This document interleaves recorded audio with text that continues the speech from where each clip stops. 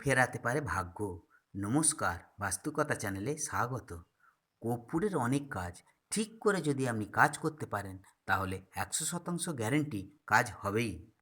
এক, শত্রুপক্ষ যদি প্রবল থাকে, মঙ্গলবারে 5 লবঙ্গ ও কর্পূর দিয়ে আগুন জ্বালতে হবে।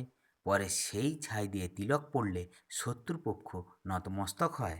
দুই, বেশি দিনে রোগ সারাতে হলে চাল ও আটা দিয়ে প্রদীপ তৈরি করতে হবে। দেশি ঘি ও কর্পূর দিয়ে প্রদীপ জ্বালতে হবে ভগবান শিবের কাছে। সন্ধেবেলা 43 দিন করতে হবে। তিন, শিবলিঙ্গের মাথায় কর্পূরের জল দ্বারা অভিষেক করলে বিবাহ বাধা দূর হয়।